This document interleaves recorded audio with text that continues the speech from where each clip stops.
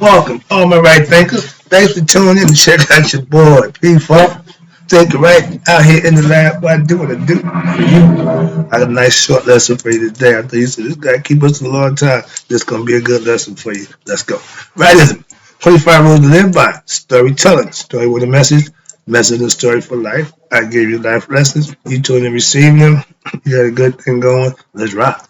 Right thinking mission, and that's what I'm on, is to enlighten, inspire, educate, and motivate you, the individual, to a higher spiritual level of enlightenment. Right thinking is way of life. Through mental and spiritual discipline daily will help and guide you to obtain your goals of spiritual enlightenment, aka know thyself.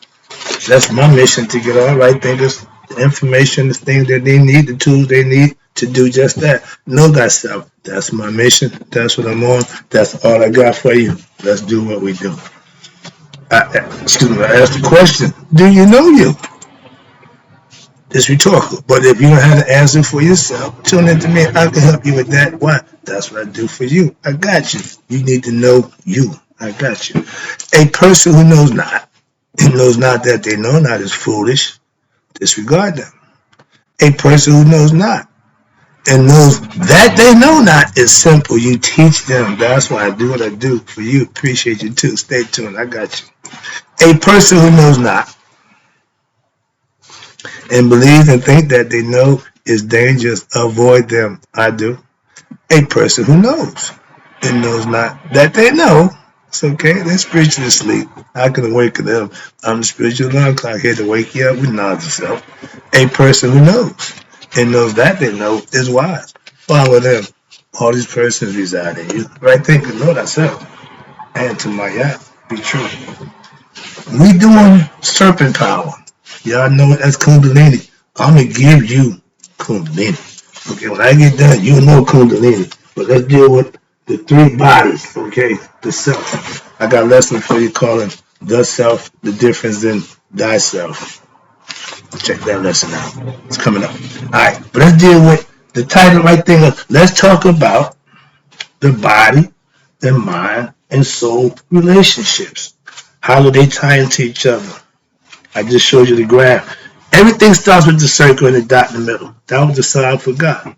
So every aspect is going to have the dot in the middle that represents you. In this case, you, your ego self, and who you identify with. That's fine. You can start with that, the ego. But that's the what we call the physical body. This physical body.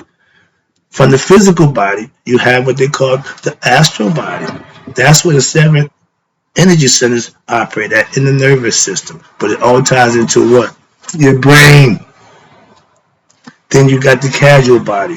That's when you become spiritually enlightened and you raise past the physical, astral to the casual. Okay, the 3 levels. But let's talk about the body, mind, and soul, spirit connection. All right, it's very important. Again, these are lessons. Very informative and useful if you get an understanding and manifest it for yourself. You'll see that it is right on point. Okay, it's important to understand that the soul is not a development of the body or the mind, and that the soul is not dependent upon the body for what? Its existence. Remember, the body needs the soul. Soul needs the body, but they need each other again. And watch this. In fact, the body and the mind are what? Developments of the soul. I'm about to do a lesson called spiritual developments. I got this idea. And this is what's giving me the idea from right here. Watch this. The body and the mind are developments of the soul. Okay? The spirit gives the body life, which it what? Creates through the karmic. You do this, you get that. Desires of what? The unconscious, and sustains through what? The life force. Energy. Okay? The electricity. The current that runs through the body. So what? So the spirit, there you go, which is transcendental and unlimited, okay, becomes what? Conditioned, confined, as it were, as a soul or individual focus, what? Of consciousness. Believing the ego took over. Once the ego identifies with itself, you got a problem. Why? He ain't gonna let go. He gonna want to do him. So you got to understand that. You got to corral him. And watch this. The soul creates what? Your astral body. There you go. When you go to sleep, the ego goes to sleep. In the astral body, the ego will not have no say so. Why? Because he controls the physical part. He ain't control the next level up. That's why. So the astral body creates what? The physical body. And a human being, watch this, gains experiences through what? The ego, which is a false aspect of your personality that develops when? As a result of the soul's identification with the mind and body as being who it is, rather, again, me, I. That's ego, no God. Okay, I'm a spiritual being. That means I'm of God, having human experience. Difference. Watch this. So when you get caught up believing it's just you, and there is what? Where you at? Oh, okay. When the teachings, excuse me, whoa. Rather than go back. Where you at? Okay. Here we go. When the mind and body as being who it is, thinking I, and there you go, rather than what? The transcendental spirit of the spiritual being. And watch this. And it interactions with what? The world. When the teachings and disciplines of right thinking philosophy, yoga, mysticism, or what? Are practiced when? Daily. What happens? A human being is able to what? Discover that there is more than the physical body and the mind. That there is a larger world, what? Behind the physical and the mental planes. Hello, that's awakening. And the more expansive a human being becomes conscious with spiritual knowledge, getting better understanding of himself, the closer they are what? Moving toward the discovery of becoming what? The higher self. Knowing the discovering of what? The higher self. Watch this. The unlimited spirit, aka God. Knowing who you are. That's what's going to happen. And what happened? And this is, you ready? The glorious essential reality of what? Every human being. Everybody gonna get it, but I make sure if you're a right thinker, this is what you want and this is how you can get it. That's my job. Now, in the diagram above I just showed you, you notice that there are no circle encompassing the spirit. The spirit is outside the circle. You see that? Okay. Everything inside the spirit is inside the physical body. We got to deal with the spirit is transcends the physical body. That's the whole concept. So watch this. Where we at? We already did that. We did that. Where we at now? On this page? Okay, here you go. In the diagram above, you notice that there is no circle encompassed. I just showed you that. The spirit, why? Is of its own. Again, it encompasses all. Therefore, the spirit, the universal cosmic soul, watch this, is not the body. Rather, the body is what? Within the mind within the individual soul, and the individual soul is in the spirit. So it should be noted here that what? The mind, conscious, subconscious, and unconscious, the three stages, and the brain are what? Not synonymous. The mind is in the astral body. The mental energy flows in the physical body through the nervous system again, and the brainstem, the spinal column, again, where it operates through what? The gross senses in the physical body. We've got that, hopefully. Now you got the spirit is all pervasive and transcendental, beyond time and space. Why? Because the soul and mind and body, they all exist within the realm of time and space, physical body, and are therefore what? Limited and finite, meaning it has a birth, it's going to die. Spirit wasn't born, so it don't die. That's the concept. It's just in the physical body. And if you wake it up, it gets to go home. It's been here through whatever, recycling, reincarnation. Why? Because we as human beings, we are hard-headed. We don't really learn lessons real good. So we keep doing the same thing. So that's called reincarnation recycling. But watch this. Now, when you discovering what this supreme teaching in life is referred to what, as you ready? Spiritual enlightenment. Enlightenment is getting information that you didn't have, giving you information about something, enlightening you to something. This with the spirit is God. So you're getting God enlightenment, God knowledge, I call it. Watch this. It is what? The greatest human achievement. So why was I born? What was the purpose? To know yourself. Find out who you are. Make yourself intense study and find God. Sorry about that. Calm down. Let me wrap this up. Yeah, this is going to be quick, like I told you. Now, this last part is working with your psycho-spiritual energy centers. That's what right thinking teaches you how to do. Work within your body. Why? That's how it functions. Sorry. First of all, begin your practice by what? First concentrating on each energy center. I'm going to take you through from 1 to 7. I got a whole bunch of stuff. Don't worry. You'll be Kundalini verse when I get done. You follow this lesson here, you'll know about Kundalini. But we call it serpent power. Same thing. I'm going to show you. Watch this. So let's break it down right quick. You need to know everyone. As a Mason, I got my little book here. I ain't open it up. I got a book I teach from. Everything in Masonry you need to know is in this little blue book here.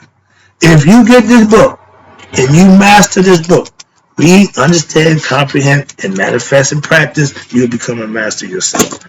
I taught that, for over 15 years. But before I taught it, I had to master it. Again, like I'm doing this, I got 30 years of this. So I'm better at this than I was at that.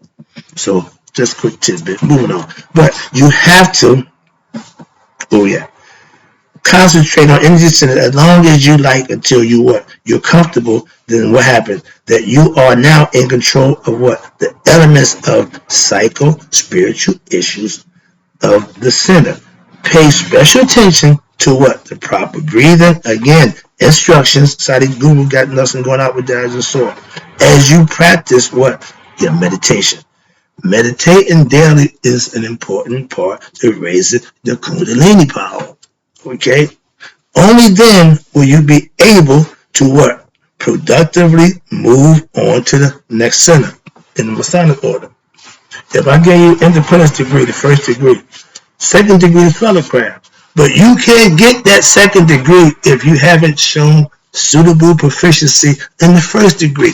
I give you a year to be proficient. That's why I say it's going to take you a little while to master oneself if it's done correct. Why? Because it takes your study time for you to put the time in. You can't rush it. You just put the time in. Watch this. In order for you to get the next one, you have to show proficiency in the preceding one. The question is that, have you shown suitable proficiency in the preceding degree? Was he a proficient into apprentice before I give him a fellowcraft degree? So that's the question as you move up the scale of centers, chakras. We will use, watch this, both ancient Egyptian Indian symbols. Watch this, they both got pretty much the same in this section as complementary teachings in order to what?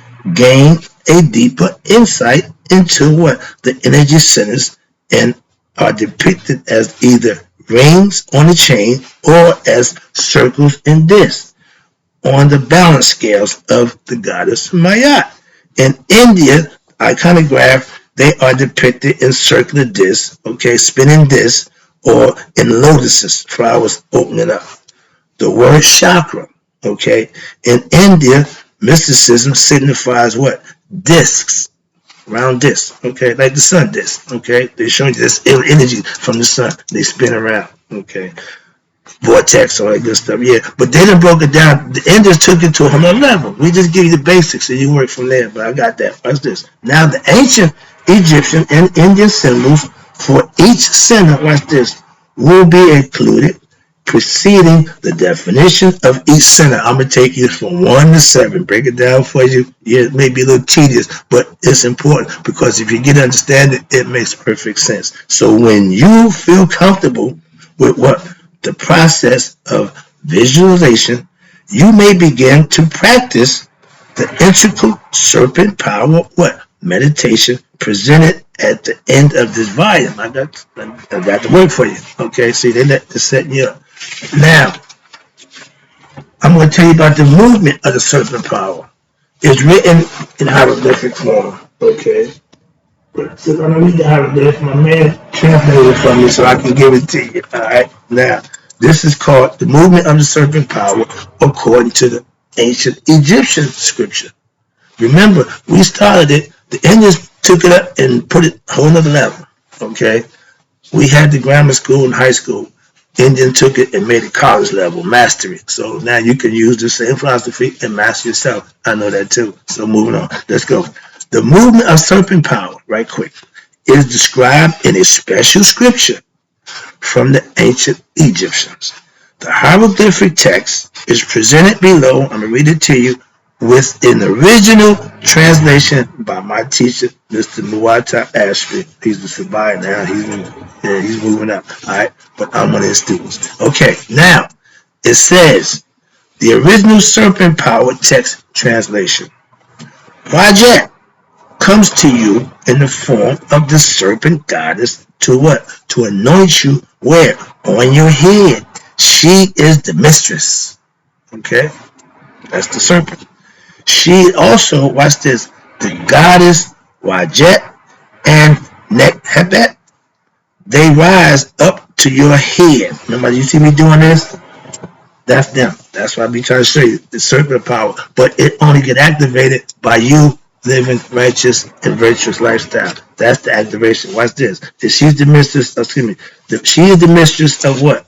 Of fire. Watch this. She is also the double goddess, Wajet, Nekhbet, and they rise up to hit again. But know who they really are? No, I'm gonna give it away, right? Let me just take it to lesson. I like to give information, so sometimes I got to wait and get a little anxious. But they go up the side of the head, one on the right side, also, and shine down on top of your head, not with words, but in silence and stillness. Oh, I missed something. Okay, yeah, wait a minute. They rise up your head through what? The left side and through the west side, the right side, the north and the west, the east and west, and they shine at the top of the head, coming up to the crown, not with words, in silence. And they rise to the top of your head, encompassing what? All time, as they did for who? Their father, Ra. They speak to you from within and illumine those becoming vulnerable, blessed spirits. The intuitive aspects of yourself, the spirit that's in you, if you pay close attention, they will help and guide you through this life. That's the whole goal. But you have to recognize it, okay?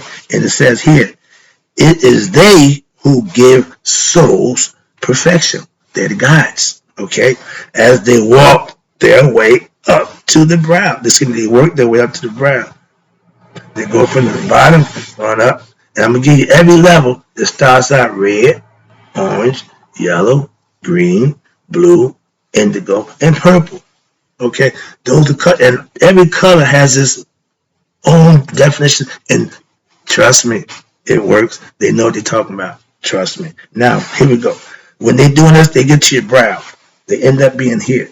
The story goes when Ra sent his eye out to find his kids. When the eye came back, he replaced it. So they got upset. He put the eye here. Now she's there, and they take a 6-foot radius. Why? The cobra venom, they spit it 6 feet. So the distance from the pharaoh is at least 6 feet. Okay, they are his protectors. And watch this. And to their dwelling place, where on the brow, which is the throne, which is their throne, excuse me. You see Aset and Nephtet, right? Their headdress is a throne. One is up and one is inverted. That's because that's them. And their throne is where? At the top of your head. That's what this is telling you. I love this. Watch this. Hope you understand it. I'm trying to break it down for you so it makes sense. But if they, watch this. It is they who give the souls perfection.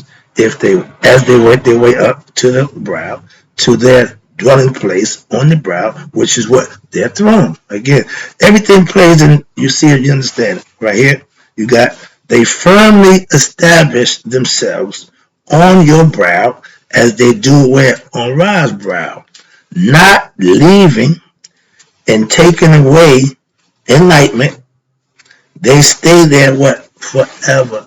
Once you woke, you ain't going back to sleep. So your enlightenment will always be enlightened. And it says here that preceding scripture from the ancient Egyptian embalming ceremonies is echoed in the book of Coming Forth by Day. The state of what? Enlightenment is further described in chapter 83 and 85, where what? The initiate realizes that the seven Urases, deities, or the bodies in mortal parts of the spirit have been what? Reconstituted at the next level. Why? Your spiritual concept has 9 parts. That Rod said the 7 parts of what? My body, the 7 Urases. Okay, so 7 is an important number. And the Uraeus and the Jews, when they went out and left Egypt, they went over to British Isles, and they called them the Snake People. Another lesson, but yeah, they use the serpent as Uraeus. That's the cobra, and he signifies protection of the Pharaoh. That's why he sits in the front of the head. But I'm gonna stop this lesson right now. Why? Because I said it's gonna be short. I see my clock is running. I'm gonna go and imparting right thinkers. May you all live to be 100, and me 100 minus a day. So I never know that right thinker like you had passed away. I'm out.